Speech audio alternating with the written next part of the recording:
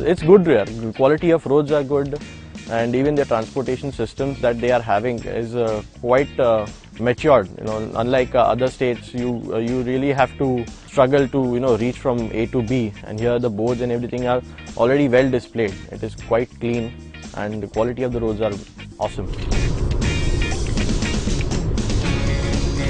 Gujarat is a nice place. I didn't know it was this big. I thought, Navsari, Surat, and that's as far as you go. But I didn't know you can go 200 miles up, and it's all barren and nice,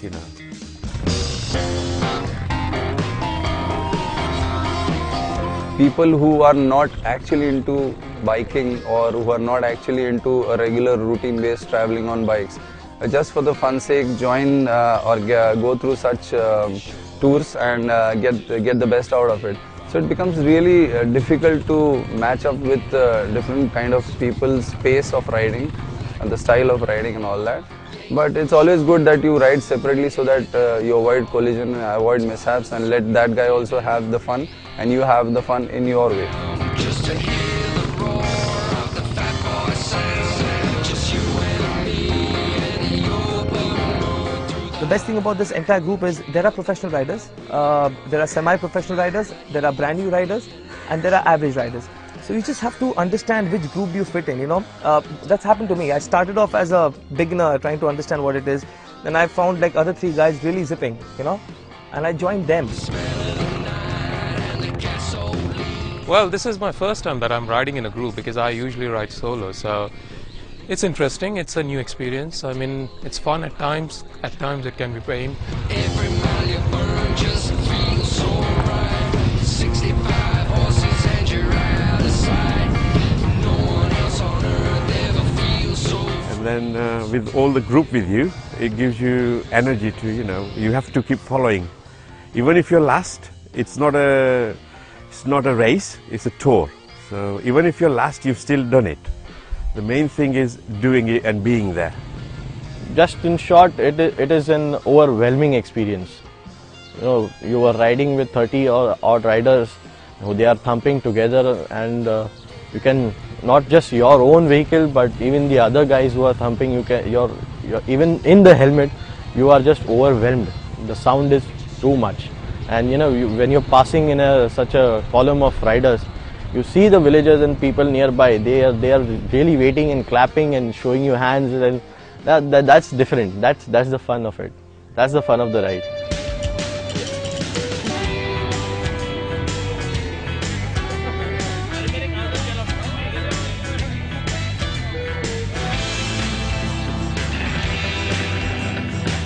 First 2 days were a bit tiring, but you get used to the heat, and now the temperature I'm getting used to. Especially between 12 to 4 is kind of, unbearable at this time. So probably February would have been a better time. So. And just sweating. I mean, it's like once you brake, you feel like you are in a hot steam, you're having a hot steam bath or something like that. But fine, I mean, you have to experience this thing. It's only open in March. The waters are dry. You can actually experience the Kutch at this point of time, in this particular season only. So you have to fight the heat to just get something better out of it.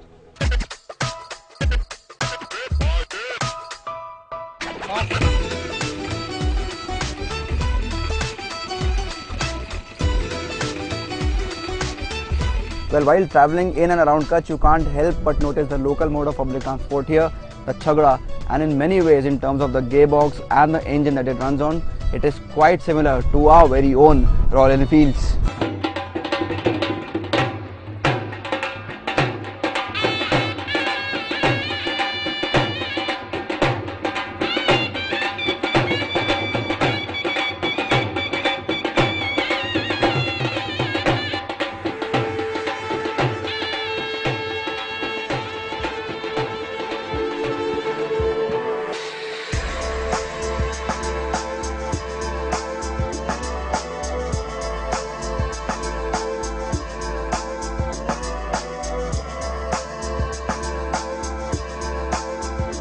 Well, first the dry run of Kutch and then the wet run of Kutch, and now finally this vast expanse of the white desert in the run of Kutch. Well, everything on this trip is turning to be out of the ordinary.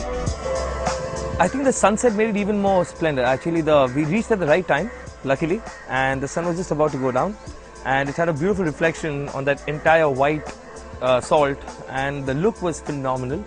Of course, we were not allowed to ride all the way there, which was one drawback, but I guess it's for all safety. White Run was very beautiful. It was simply amazing. We could not make out whether it is really salt or snow. If from a far off sight, it just looks like a everlasting sheet of snow. Unfortunately, BSF did not allow us to go into the White Run with our bikes on. We did a little bit of photography session over there. We were waiting there till the nightfall. We saw the moonlight reflect actually on the white salt, and you could not say that this is night. It was as good as day. You could read a book very clearly in that light. It's a awesome experience. I mean, every Indian should go there and stay there for a night. I didn't expect to see it like that.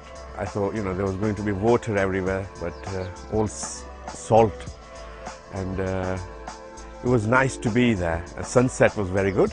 Probably we were planning to ride on it, but it was so wet that I happened to see a tractor get stuck into it. So you can imagine, if a tractor can get stuck into something like this, bullets are not meant to go in such things then.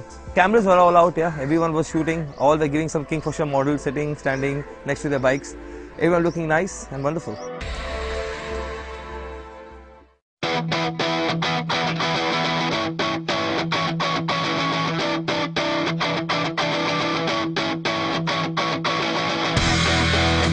I'm Adarsh and I work with Royal Enfield.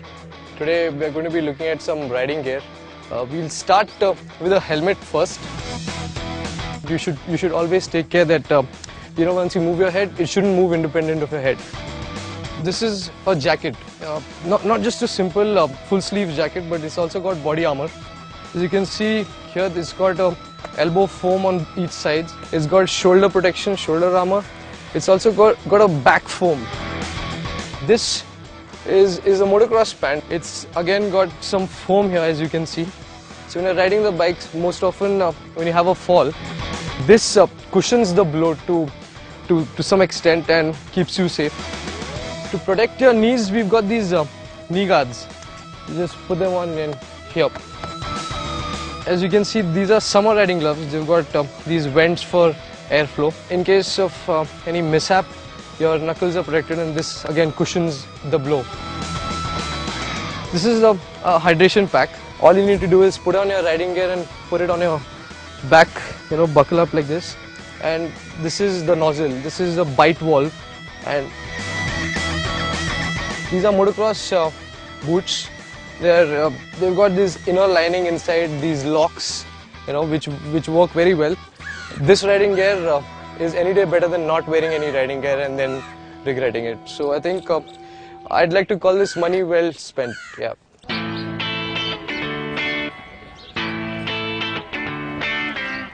Today we'll be going towards India Park border. Basically, it will be India Bridge is the center of attraction today.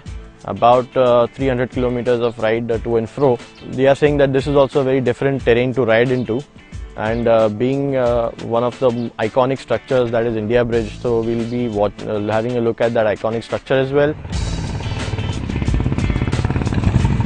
Yeah, riding along the fence is an interesting experience because you're looking at another country and it's basically the same, it's the same piece of land, but there's this barbed wire cutting across it. So, and the people around are also the same, so with similar names, similar culture. So that was interesting. Barbed wire over a piece of earth. We weren't allowed. We were literally like stripped. They took our mobiles off, they took our cameras off. Whatever devices which could record any small thing which would go against the security purpose, they'd asked us to drop that.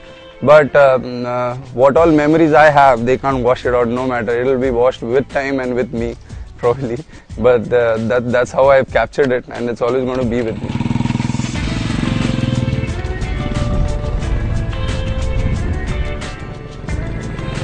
Well, the best thing about riding in such border areas is because there's so much of defense movement, the roads are of really high quality, and that's a boon for bikers like us as we like to venture out into unknown territories. Yeah, probably it was fun to see a mountain finally on a flat surface, which was like not all that high, but okay. I mean, we just went there because there was a renowned temple out there and you could actually see the whole of Kutch. It was a marvelous place to visit, an excellent view to get because we could see water on the right side and dry sand on the left side, which normally when we were riding through, we couldn't get this experience. We are at Kala Dungar, or the Black Mountain, the highest peak anywhere in Kutch, and this place offers a panoramic, almost 360-degree view of the Great Rann of Kutch, a sight you will never ever be able to forget. I thought going up would be difficult, but going up was fantastic, and because there was sun, and we'd gone to see the sunset, and the sunset was brilliant. Wow. I mean, actually you could see the round like an orange ball going down step by step, step by step. The color was changing, it was brilliant, like a big canvas, like a portrait. It was fun. Two feelings. One is a part of me is like, yay! And the other part is like, I'm not feeling very happy, but a part of me is like, okay, let's get back home, I want a chauffeur-driven car. And the other part is going to feel very bad. Trust me, I'm going to drop the luggage home, I'm going to sit on my couch and I'm going to be like, shit man, I wish I was there. 100% going to happen.